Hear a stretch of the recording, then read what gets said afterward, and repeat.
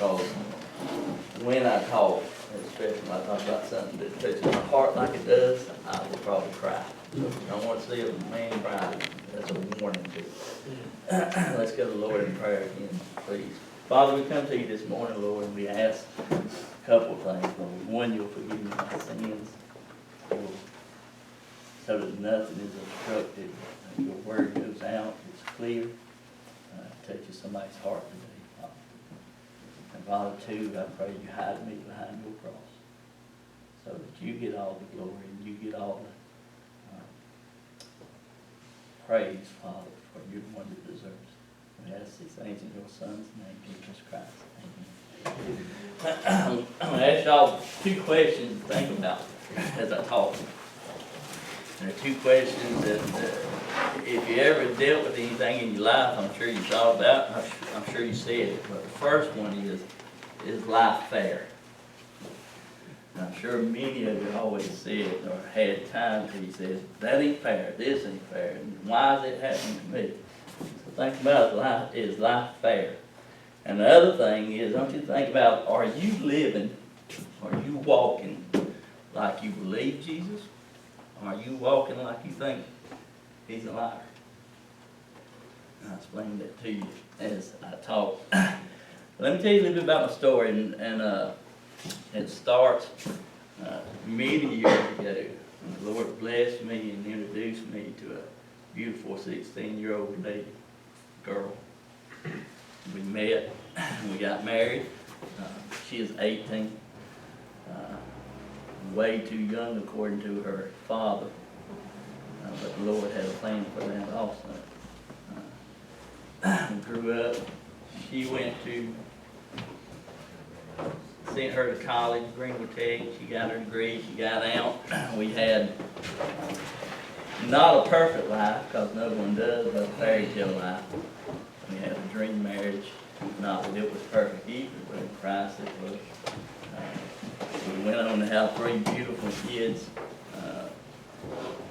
built us a house, moved in, started working, started living, started making memories. And one day in November of 2007, really about October at first, she started having stomach pain. And she went to the doctor, a gynecologist, and the doctor gave her some medicine for irritable bowels. He said, if that don't fix it or make it feel better or whatever, come back and we'll do an ultrasound. And she was thinking her gallbladder may have issues, and go in there and take her gallbladder out. So, of course, the medicine didn't work, and we went to schedule the ultrasound. I was working at the fire department at the time, so I was working the night shift. I was getting off that morning. Nicole told me, said, you don't need to come to the hospital, it's just an ultrasound, it's just they're looking at my gallbladder. She told her mom she didn't need to come either, just everything be fine. So she goes to the hospital, and her mother and I both show up at the hospital, because the Lord knew what he was doing. They do the ultrasound, they go looking, and she had an aunt that worked in ultrasound for many, many years as part of her region, and there's a black lady that worked with her side by side most of those years. And the black lady was there to do the ultrasound. When she did it, she found a tumor the size of my fist between her spleen and her pancreas and her kidney. They immediately, because of the connection, they did the biopsy, sent it all to come back, and it come back as what's called leiomyosarcoma, which is a very rare cancer in the retroperitoneal area. We have a follow-up appointment December 15th, when the doctor tells us it's a grade 4. And there's not a whole lot of cure for it. He said the only thing you can really do is surgery. So, okay.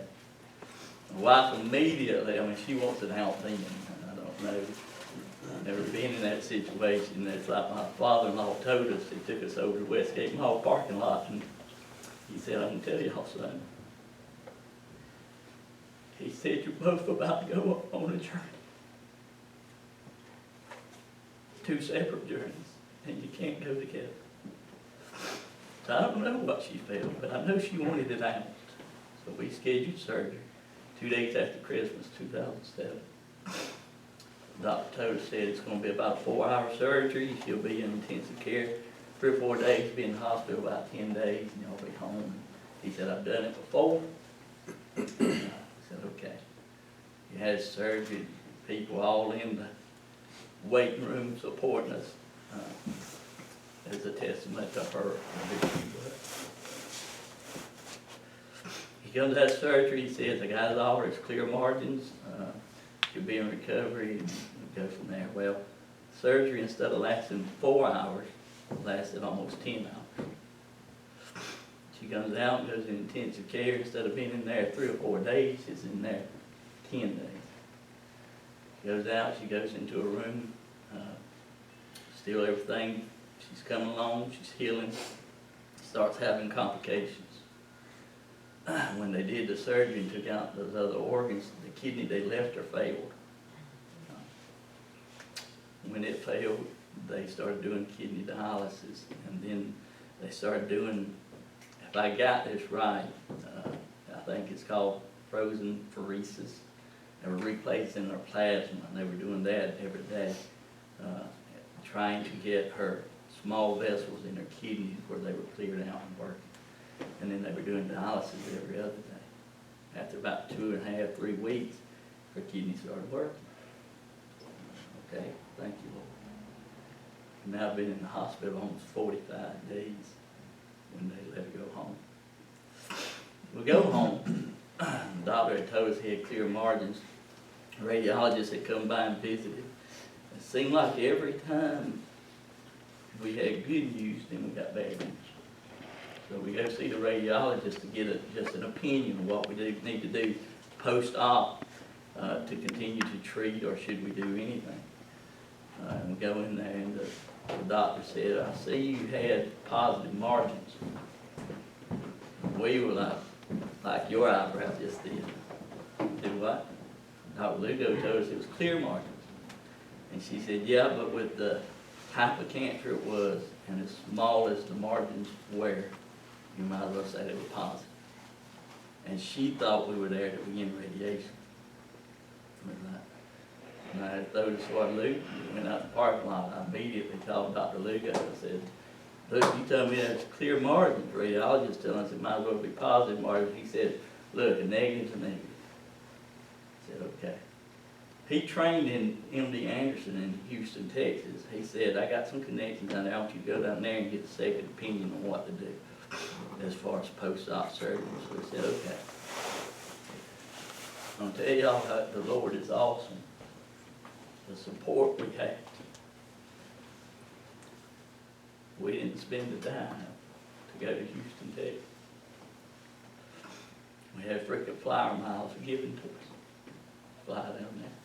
Little old lady down there pretty much was blind, has a mission down there where she lets people stay in her home to come to MD Anderson for such treatment and such. So we stay with her. And she is a blessing to us. Well, we go down there, the doctor looks at us and he says, look, the type of radiation it was, when they did that surgery, the area was so large, when they took those organs out, they also had to section her aorta, take some of it out. She lost a lot of blood.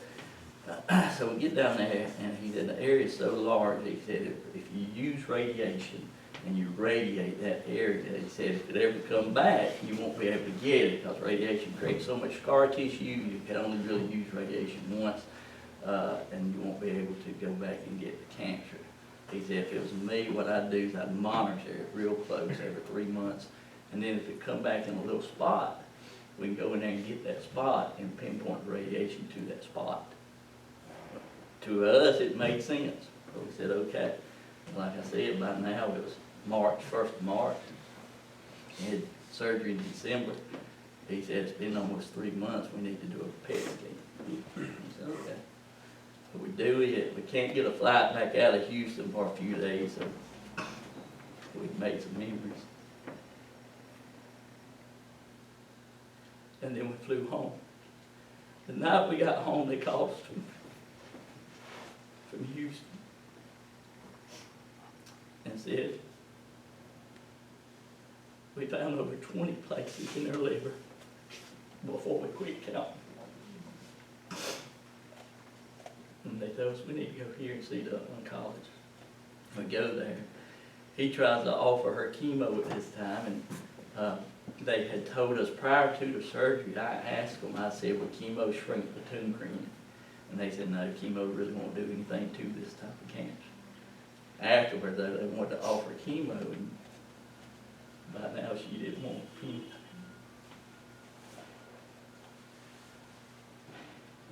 I got a picture of her.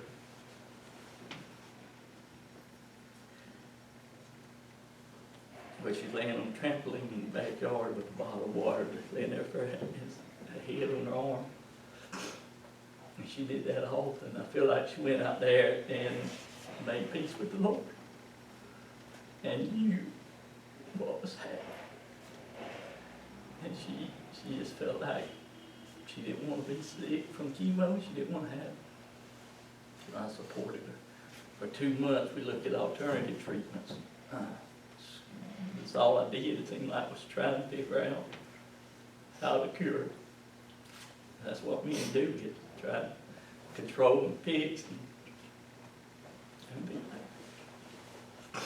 We tried one month of April, thought it was going to work, it didn't. Took a lot of time, a lot of effort from juice and different type baths to cleansing, you name it, we were doing. When she's in the hospital, I had the pastor come in with the deacons and anoint her with oil and pray over her, because that's what the word said to do.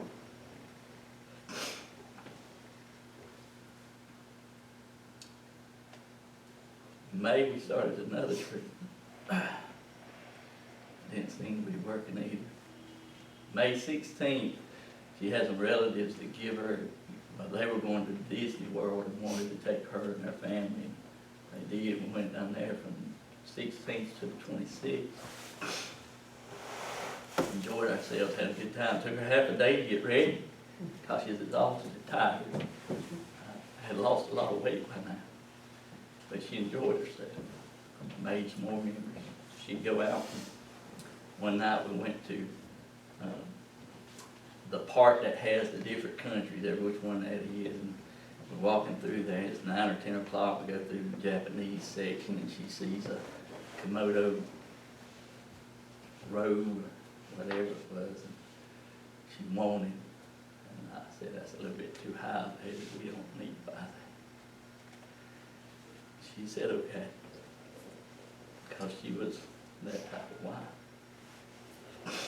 She went on and stayed about 2 o'clock with her cousin, who took her on a trip, and they enjoyed themselves, and I took the kids back to the hotel. But before I went back to the hotel, I went by there and bought that Komodo and buried her.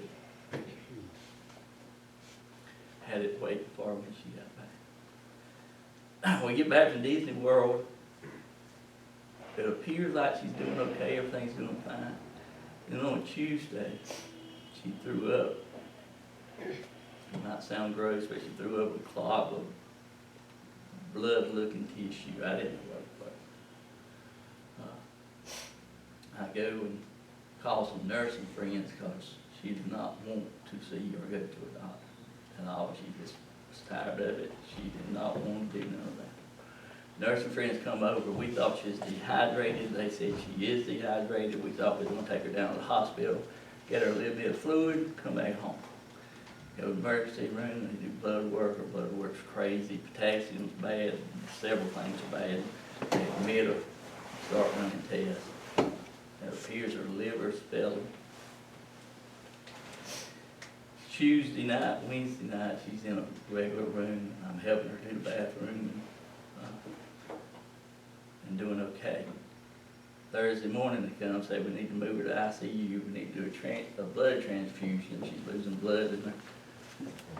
And we need to move her down there in order to do it. And I say, okay, we move her down there. She's sitting back there in the waiting, the ICU area, not in a room yet. And by this time they done got her on so much morphine that she's really out of it. And he's trying to get me, doctor's trying to get me to sign a do not resuscitate, and I'm telling him, I said, I'm not signing that yet. Even though she and I had talked about it, and we were not going to do it, we were not going to have her resuscitated, but I said, I'm not signing it yet. They come in there to give her some more pain medicine, and I said, look, she's not in pain, she don't need no more pain medicine. They looked at me and said, as long as she's coherent, it's her choice. She wasn't coherent, she was laying there out of it. And they said, Miss McGill, you need some more pain medicine? And she goes, oh, like that. And they said, we can give her some more morphine. Just really had to. Did the transfusion, transported her to the gift center to more or less make her comfortable. And I'm still all alone.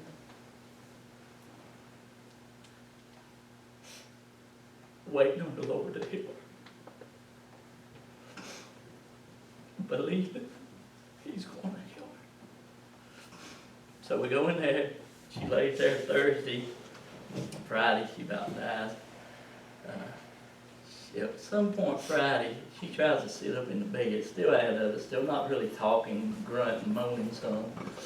She tries to sit up in the bed, she's so weak she can't. I slide in behind her. When she lifts up, she'd fall back. The next time she lifts up, I slid in behind her. She fell back on my chest and she lay there. Saturday, she lay there Sunday, Father's Day Sunday, and her dad and my dad. Family comes in and we have Father's Day. This time she's so out that I had to get her to drink water or anything. I had to take a sponge and dip it in water. And I had to tell her, I said, no, go open your mouth. She, I stick it in there. I said, all right, close your mouth. She'd suck the water out of it. I had to tell her to let go. And she let go. She'd lay there and she'd lay her head up near my head. And I'd be whispering to her. Let me tell you again how awesome the Lord is. As I whispered to her and she lay in my arms, he was whispering to me. And I was playing in his arms. That's the only way I could have done it. And then she'd flip away. I don't know if she didn't like what I said and wanted me to shut up. And then she'd flip back. I whispered and she'd flip away. I lay there. Monday morning, about 11 o'clock, she passed away. 36 years old. I had told them, they come sometime Monday morning and said, look, you need to sign this do not resuscitate. And I told them, I said, look, I'm not signing. I said, I'm not going to sign it. And they said, well, if something happens, we're going to come in here and then start working on it. And I said, well, I'll tell you what, I'll be laid here. If something happens, you won't know about it for 30 minutes. And then you won't come in here and work on it. And plus, I'll be laying here when you walk in the door, I'll tell you, no, resuscitate. I said, okay. So left us. Walk out in the hall, friends all in the hospital, everywhere, family, friends. And up the street from me, about 5 houses lived Coach Jeff Lipscomb, varsity baseball coach at Bowling Springs. His wife and my wife were very good friends. He and I were friends. Their kids were the same age as my kids. I walked out in the hall looking for my kids to comfort them and let them know their mom had passed. I turned around and looked and seen Savannah, their little 5-year-old girl, same age as my Caroline, skip across the hall to her mom.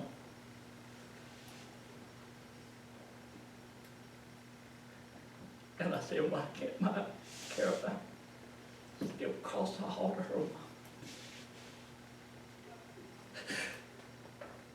And our kid said, life is not fair.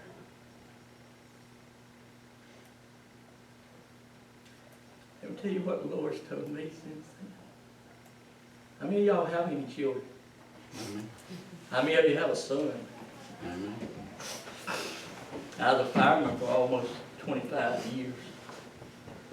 I used to think, yeah, the Lord loves me. He died for me on the cross. And I said, but I've sort of done that with people. I was trying to see how much does he love me. I said, I've risked my life in the middle of the night for people I don't even know. Put my life on the line. Would have died for him if it came to that. How much does he love me? Then I had a son.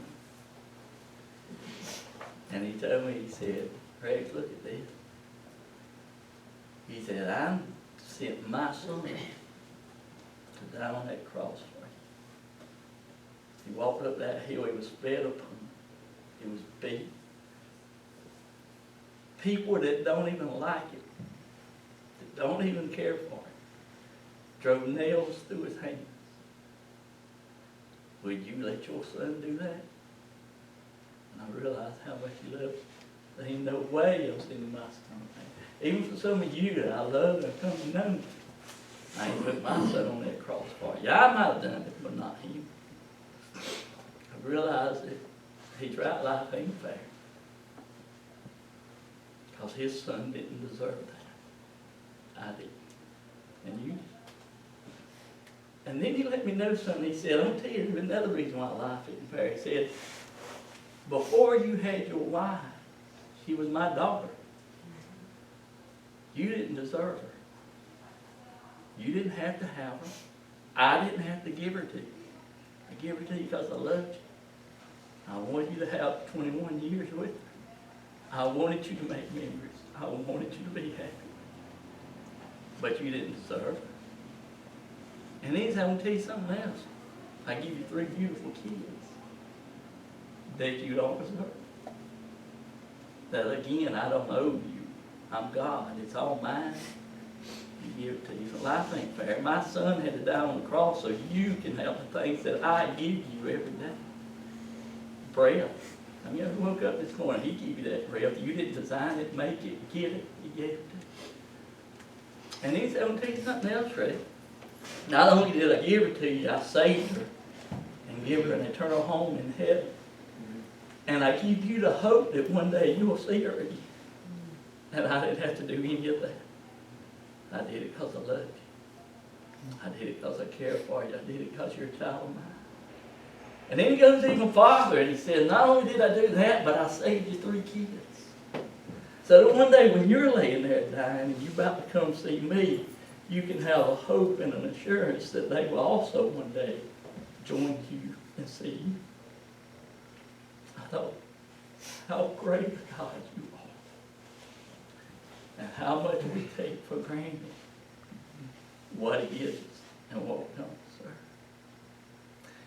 And then he said, over the last 8 years, he said, let me tell you why you've been walking and calling me lying. I said, what do you mean, Lord? He said, I said in my word that all things work for the good of those who love you. Yet when this happened, what was I saying? I said, what do you mean? He said, well, he showed me some pictures one day because I was inside the church. We had visitation over here at Cud. If y'all know where that is, over here by Hogan's Marina. Showed me some pictures one day of a line crisscrossed in the parking lot, out thousands, I don't know if it was thousands, hundreds of people that came to view the body and to the funeral. How many people she had touched in her life through her death. How many other people's lives was changed and touched for Christ. And he said, not only that, Rex, a few years ago he had my oldest daughter come to me. And she said, Dad, I need to tell you something. I said, what? She said, I know partly why Mom had to die. I was like, okay, lay it on me. She says, she credits her walk with Christ, how close she is to Christ, and how strong she is in Christ with living through her mom passing. Now, I know she's done mission trips to Gatlinburg. She's spoken in front of large crowds on weekend trips through Campus Crusade for Christ. I know many lives have been touched and blessed by what the Lord has made her through the experiences in her life. And the Lord said, all things work for the good. All things. Then I had my son come to me. My son was a shy little boy when he was small. When she passed, he's 11 years old. He come to me and said, Dad, if it hadn't been for Mom passing, I wouldn't be the man I am. I'd never run for student council, run for it in the 9th grade. He's been president of his class ever since. He's had opportunity to stand in front of the students of Lawrence Springs High School and be a Christian leader and tell what the Lord's done for him. He said, I've never been able to do that had it not been for my past. So wherever you're at today, and whatever you're going through, and remember, the Lord says, rejoice and be thankful in all things, because it all works for your good. None of it takes him by surprise. Some of it hurts.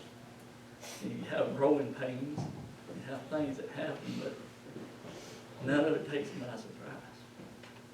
One of the favorite verses she had in this time, and it's on the tombstone now, and I'll paraphrase it, but Psalms 121, it says, I look into the hills for whence my help coming from. I'm here to tell you today, before I ever thought one time about looking to the hills for my help, before it even entered my mind as a thought, the Lord was already holding me. The Lord was already had his arms around me. He already was lifting me up, because I couldn't have done any of it without him. So if you don't know him today, I'll just tell you, you need to. I don't see how people go through life in general, but there's hard times, without just falling in his arms and letting him carry you through. Thank you. Amen.